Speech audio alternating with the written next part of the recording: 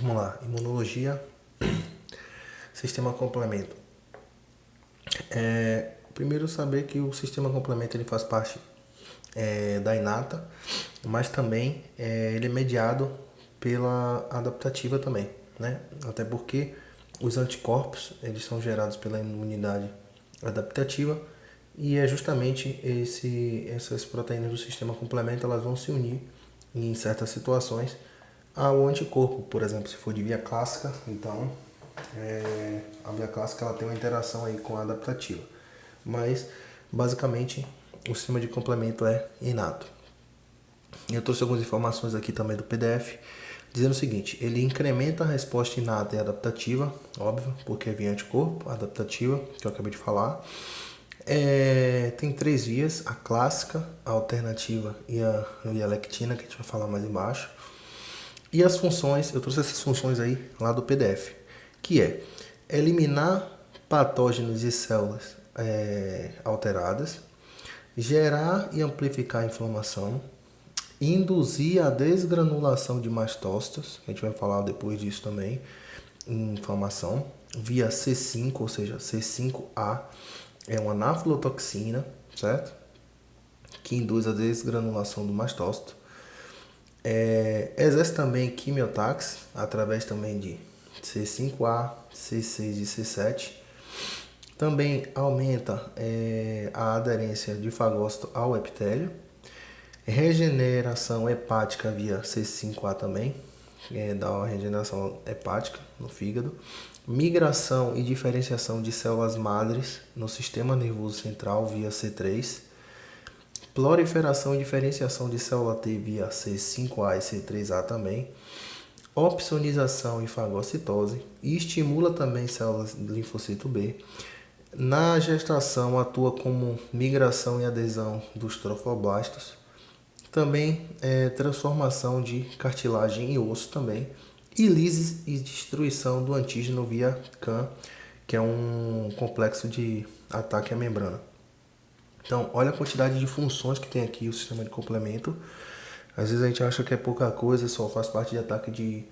as proteínas, no caso, né? Só faz parte do ataque a antígenos, mas ela tem várias funções e principalmente funções relacionadas a essas anafilotoxinas que são a C5A e a C3A. Lembrando que a C5A é a mais forte de todas. Então, é bom ver isso aqui, porque pode cair como função ser verdadeiro ou falso, e é verdadeiro. Origem, de onde é originada essas proteínas aqui do sistema de complemento, principalmente no fígado, mas também os epitélios intestinais, baço, plaqueta e adiposito. Pode ser que caia isso como cita, então é bom ficar ligado aí. Essa ativação do sistema de complemento, ela funciona em três etapas. Primeiro, é reconhecimento e ativação. Segundo, é a fixação e ataque à membrana. E o terceiro é a lise do agente nocivo ou da célula estranha. Então, reconhece, ataca e mata esse agente estranho aí. Diz também que é composto por 30 proteínas que ficam circulantes no plasma. Opsoniza micróbios, que é como se fosse uma marcação, isso eu já falei aqui em cima, nas funções. Recruta fagócitos ou mata diretamente, eu já falei também aqui em cima, porque essas informações aqui são do slide, certo? E aqui é do PDF, então fiz um combo aí. E participam da cascata proteolítica, né? Onde vai ativar lá esse simógeno, né? Que eu botei aqui tipo pepsinógeno, né? Simógeno é uma enzima inativa, tipo pepsinógeno inativa, vira pepsina, enfim. E aí converte essa protease ativa e induz essa atividade proteolítica que é a cascata aí do sistema complemento. Aqui vem do slide também dizendo que o primeiro passo é reconhecer a molécula de superfície, que eu acabei de falar aqui, ó, reconhecimento e ativação. E o último passo é a lises pelo complexo de MAC, que é o que eu acabei de falar aqui, que é o último, né? A lises, né, do agente nocivo, ou seja, via MAC, que é reconhecido aí como complexo de ataque à membrana. Aqui de novo falando sobre as três vias, clássica, lectina e alternativa. E dessa vez eu coloquei aqui que a clássica é mediada por anticorpo, IgM, IgG, pode ser cair na prova, certo? IgM, IgG. Lectina é via uma manosa, que é da superfície da bactéria, e via alternativa vai ligar aqui direto o C3, né, a um fator que ele tem afinidade aqui, a membrana. Deixa eu parar aqui para lembrar aqui direito. Esse fator aqui, ó, fator B, certo? Ou seja, C3 aqui, ó, C3 convertase, ela vai ligar direto a um fator B que tem afinidade aqui com a membrana, certo? E aí sim, né, vai converter lá o B, ou C3A e C3B, e esse C3B vai juntar o fator, porque na verdade a lise já acontece na corrente sanguínea, mas daqui a pouco eu explico detalhado cada um aí. Mas a via alternativa é direto C3, certo? E a função disso? Opsonizar, inflamar, recrutar e lises. Aqui é o básico de tudo que eu falei aqui, como essas funções que estão aqui, né? Para o vídeo, volto de novo aí, só para pegar esse macete aqui que vai cair na prova. Então tem todas essas funções. Agora falando das vias, eu vou falar primeiro da via clássica. Como eu falei, via clássica é ligada à imunoglobulina G e M, certo? IgG e IgM. Ou seja, IgG e IgM ele vai estar lá na superfície já agregado lá ao antígeno. E aí sim essa proteína do sistema complemento, que é a primeira, chamada de fragmento de C1, vem e se liga a esse antígeno, ou a esse anticorpo, certo? Agora o que a gente tem que entender é o seguinte, o fragmento de C1, ele é composto por C1A, C1Q, R e S. Então, QRS, lembra aí de fisiologia aí, né? Onda QRS, então QRS. Lembrando que a primeira, que é o Q, ele tem 6 moléculas e é justamente esse maior, certo? Que vai conectar a fração constante do anticorpo, certo? Detalhe, a professora lá pediu para descrever, isso vai ser dissertativo e não é para fazer assim na prova. Assim é uma forma mais fácil de entender para que a gente consiga dissertar. Então, primeiro ponto, fragmento de C1 vai se ligar ao anticorpo IgG e IgM. Aí, vírgula, C1 é composto por C1Q, C1R e C1S. O fragmento C1A vai conectar a fração constante do anticorpo. E depois que ele conecta, o fragmento de C1R e C1S se ativam, certo? Para clivar C2 que vai chegar e C4 que vai chegar também. Ou seja, imagine um fragmento composto por 3 estruturas, né? C1, C1Q, RS, sendo que essas duas estruturas que é QRS estão aqui esperando que quando eles se ativam, vai trazer C2 para cá e vai clivar. Clivar é dividir em C1B, C2B e C2A, certo? Então eu coloquei assim, ó, tudo que está aqui para cima ele vai vir para o plasma de todas as proteínas que vão chegar, e tudo que vão ficar aqui para baixo eu coloquei que vão ficar na membrana do micróbio, certo? Então essa seta aqui foi feita justamente para isso em todos que eu coloquei. Ou seja, vamos lá. Ativou C1R e C1S mediante a união do C1, que é basicamente pelo C1A no anticorpo, vai clivar C2. Ou seja, C2B vai para o plasma e fica C2A na membrana da célula.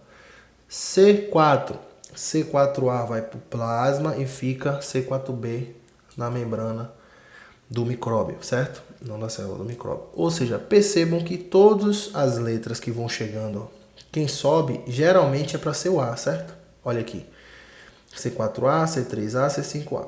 Mas o único que vai ficar é o B, é o primeiro. C2B vai ficar, o único que vai descer aqui para a membrana microbiana vai ser o A, certo? É o único nessa situação, por isso que eu até pintei de azul aqui para perceber que está diferente desses demais aqui.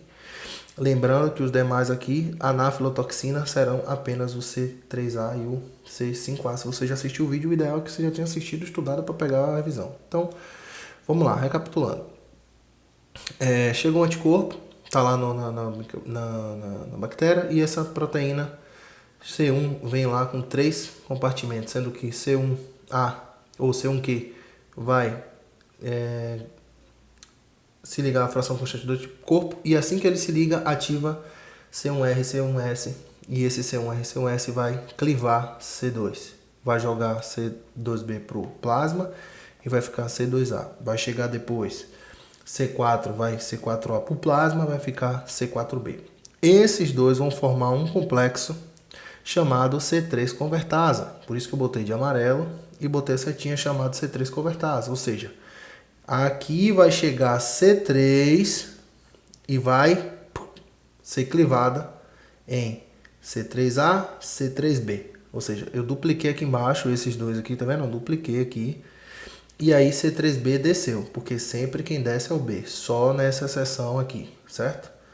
Ou seja, esse é um complexo chamado C3 convertasa, porque chega a C3 e ele cliva a C3. Então, C2A, C4B que já estava, mais esse C3B, vai chamar também de complexo C5 convertasa, que vai fazer a mesma coisa, vai chegar a C5 e vai clivar.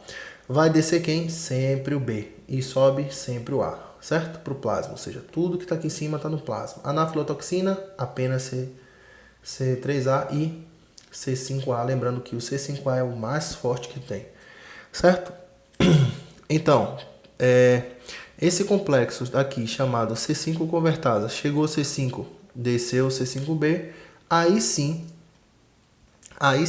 vai começar a chegar C6, vai chegar C7, vai chegar C8 e vai chegar várias C9s, e essa C9, que eu botei várias aqui, que vai formar o MEC, certo? Que é um complexo de ataque à membrana, ou seja, ele vai formar um poro nessa membrana onde vai acontecer a lise da bactéria, certo? Vai entrar proteínas, vai entrar água e vai matar essa bactéria, e de lá que vai explodir essa bactéria.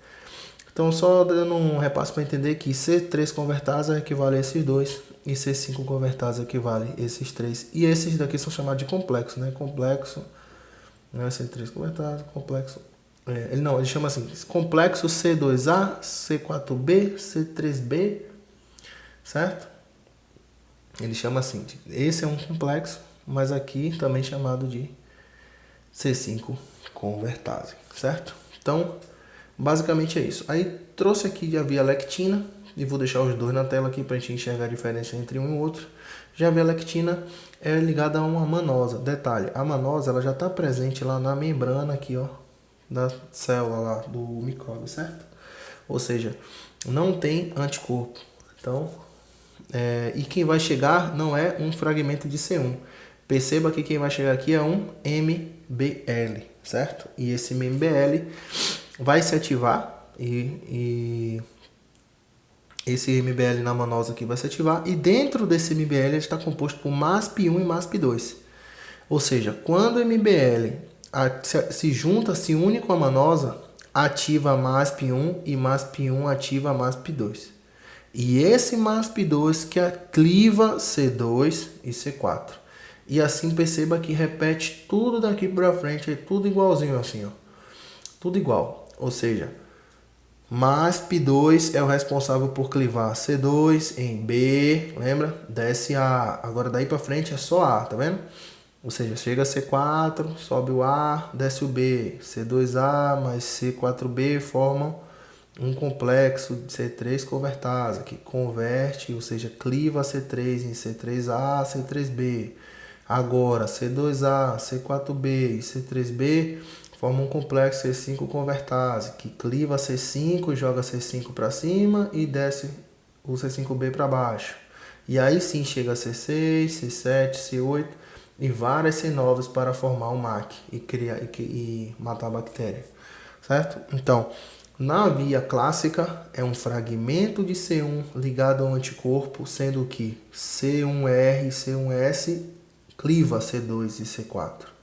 Já aqui é uma manosa com MB que ativa a MASP, que ativa a MASP2, ativa a MASP, manosa que ativa MBL, que ativa a MASP1, que ativa a MASP2 e ativa e cliva, C2, depois C4, e aí sim esses dois formam C3 convertase, e aí desce C3B e os três juntos formam C5 convertase, e aí desce C5 e aí sim continua o processo. Então, é a diferença entre via clássica e via lectina.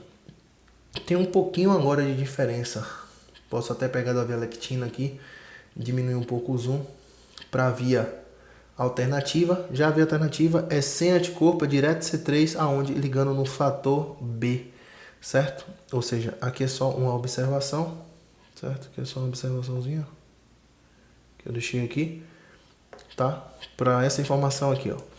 Perceba que C3 ele já chega direto, ou seja, olha onde está C3, cá na frente, ó. C3 chega aqui, né, em C3 convertase, para ir jogar para cima aqui C3A, que é uma naflotoxina, e ficar C3B para formar um complexo C5 convertase, certo? Só que aqui, ó, ou seja, perceba que C2A e C3B, esse complexo C3 convertase, teve que quebrar C3 em A e B. Já na via alternativa, não. O C3 convertase, certo? Ele é clivado, aqui ó, acontece hidrólise na corrente sanguínea, ou seja, ele já chega C3B para unir a um fator B, e esse fator B está já na membrana, tem afinidade com a membrana do micróbio, certo? Ou seja, imagine assim, está lá a membrana do micróbio, onde já tem um fator beta, certo? E esse C3B já vem clivado e se une ao beta, certo? Ou seja, aqui ó, C3B se une ao fator beta. Só que para clivar o beta, vem um fator D, certo? O B vem um fator D. Aí quando esse fator D chega, ou seja, imagine que esses três já estão juntos, aí vem um fator B agora, vem um fator D e se une a esses três. Aí sim, esse fator D vai quebrar, jogar para cima, né? O fator D, né? Ele vai tirar o fator B, perdão. Deixa eu repetir aqui para não ficar confuso. Pense assim, ó.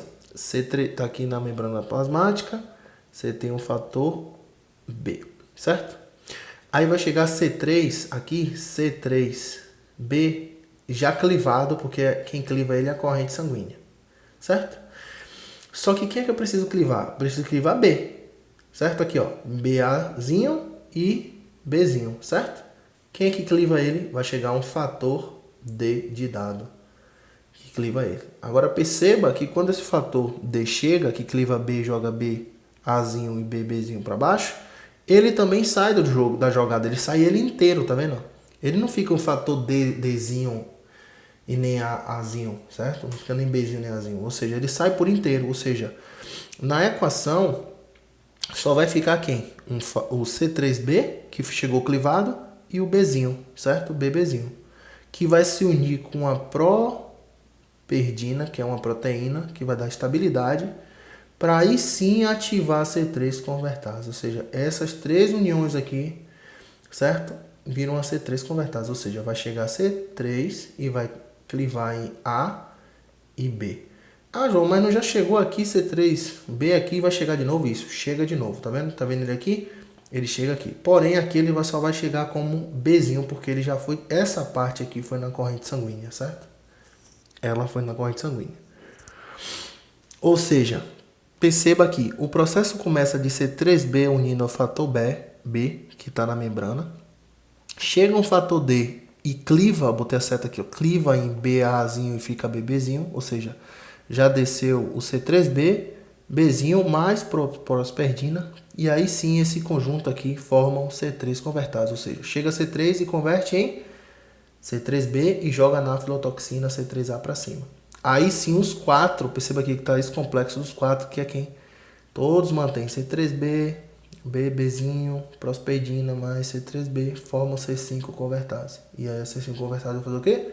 Chama C5B para baixo e continua aquele mesmo processo. Chega a C6, C7, C8, várias C9s e forma um complexo, ou forma o MAC, certo? Que é complexo de ataque à membrana. Então, perceba que tem que entender esse processo assim para poder dissertar lá na hora, para não ficar confuso. Mas aqui entra C3B, fator B e fator D, mais prosperdina na jogada. Aqui vai entrar a manosa MBL, que vai dividir em MASP1 e MASP2, certo? Para clivar C2, C4, aí sim chegar em convertase. E na via clássica vai ser um fragmento de C1 ligado a um anticorpo, sendo que C1A ou C1Q vai grudar lá na fração constante, e sim os dois vão se ativar de vez, clivando C2 e C4. E aí esse complexo vai formar C3, vai formar C5 e vai acabar lá todo o processo, certo? Então esse aí foi veliquitina. Depois volta de novo aí. E aqui ainda tem mais, cara. Ainda tem fatores solúveis, que são essas coisinhas aqui, que eu acho difícil que caia assim falando mais sobre eles.